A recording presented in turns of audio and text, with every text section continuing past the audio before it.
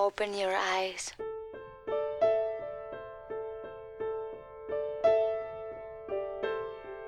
Hi, I'm Cameron Crowe, writer-director of Vanilla Sky.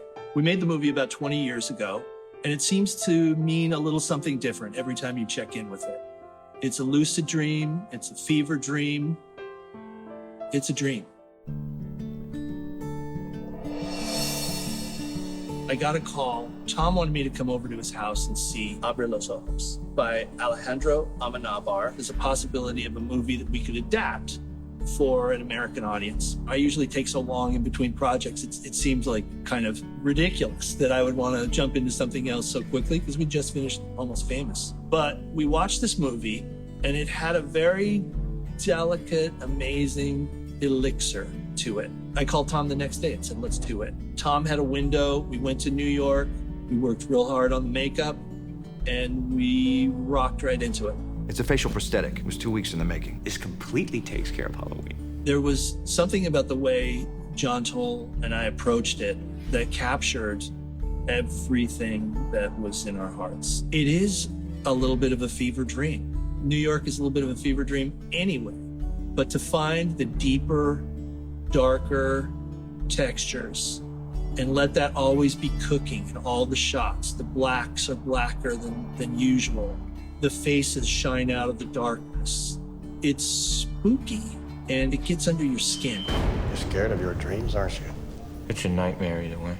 I worked with Gail Levin on the cast. I wanted to use Vanilla Sky as a way of working with actors I loved. I'd worked with Jason Lee as Jeff Beebe in Almost Famous, and Tom and Jerry Maguire. I was a huge fan of Penelope Cruz, who is the star of Abre los Ojos. And so it was an interesting thing to think about Penelope playing that same part in an American version of the film. We had a meeting and she was game to play the sister twin character of her own character in the original. I do have the ability to fall out of love with you. Like that. I always wanted to work with Cameron Diaz. We heard that she was going to arrive in New York on a break from Gangs of New York. We would have her for only a short period of time, and then she'd have to go back. She arrived kind of half still in Italy, but I just remember those electric blue eyes that matched the car that she drove, and just her kind of kinetic energy that she brought from Italy.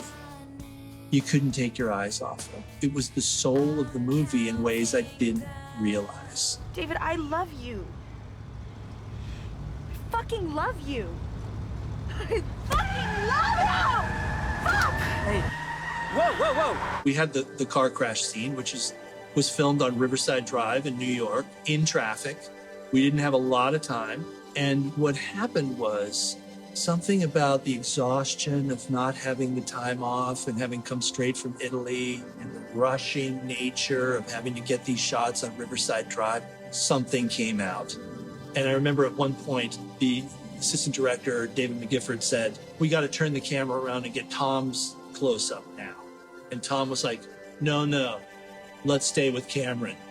And that's all that stuff that's so kind of indelible in that sequence. Like when she moves her hands like that, that's her kind of trying to do a chapter break in her performance to go from one take to the next. And I used it because that captures the whole feeling of that moment. She used all of her skill to both use all of her craft, but she also used her exhaustion. And it's riveting. And I think it's one of her best performances. When you sleep with someone, your body makes a promise whether you do or not. And then next, it's like, who do we get to play the psychiatrist who is assigned to Tom Cruise's character? Always been a Kurt Russell fan, but he'd been around a bit when we were doing Almost Famous with Kate Hudson. I think when you're behind the camera in a room with Tom Cruise and Kurt Russell mixing it up, you're in heaven. The part where we parry and joust, get to know each other bit by bit. We asked Tilda Swinton to play the seductress behind the curtain of Life Extension. Watching her do that part was hypnotizing. We offer the cryonic union of science and entertainment. Noah Taylor from Almost Famous came in to assist us in all that stuff where we're dealing with life extension and the kind of mysterious elixir that Tom Cruise's character gets pulled into. So we wanted really vivid character actors. So Noah, of course, fits into that. Forgive me, I'm blowing your mind. We thought we'd see if Timothy Spall wanted to come in and play Thomas Tipp, which was the character I really loved. And he has a nice kind of bittersweet, aching quality in pretty much everything he does. He really brought that. David, the board and I have taken care of everything. For the kind of nemesis cop that's always got his eye on David Ames, I really liked Michael Shannon. So he came in and he played a part and he was perfect. Yeah, your whole story's full of holes. Stop, all right? Stop! And Tom is so generous as an actor that all of those other actors felt like they were at the circus. They just loved doing these scenes. I think it's no coincidence that when you watch the movie, there's a kind of strange creepiness about how passionate all these strange characters are in their world. And that's what we wanted. This It's is a revolution of the mind. I think the first conversation I had with Tom where we discussed doing Vanilla Sky, I said, what if we empty out Times Square? Which I think would daunt most people, but not him. It was, yeah, let's do it. But I remember Tom Cruise saying, like, we gave them our word that you're gonna get this quickly. So every night after filming for about 3 weeks, we practiced our shot in Times Square. The day came, and it was an early Sunday morning. And we knew that we had 2 hours. And it was only gonna be 2 hours. We're set, we do the shot, pretty good. We do a few more takes, and it works. And so now we're kind of standing around going, okay, we were super efficient. What do we do now? And Tom Cruise in classic form says, how about if we do some running shots? And I just run back and forth across empty Times Square and you'll get your running shots and it'll be great for the whole sequence. We're like, yeah, let's do it.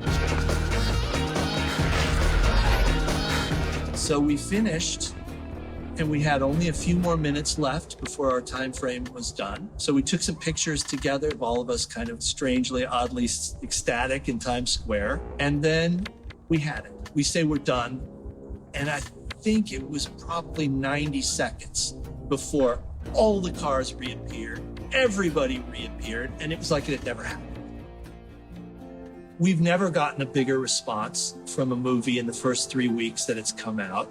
We have this kind of reaction on the movie where it draws a line through the rooms where it's shown. I remember the theater manager started walking down the aisles and saying, ladies and gentlemen, this is not the movie you think it is. We can refund your tickets now, which was my first indication that it was going to be a divisive movie. And the amazing thing is, the people that didn't like it often gave it another chance. And then they brought a friend. So there was a kind of enthusiastic base that started out curious, maybe a little pissed off, but they couldn't get it out of their mind. And they wanted to just work through it. It's enduring in a really unexpected way.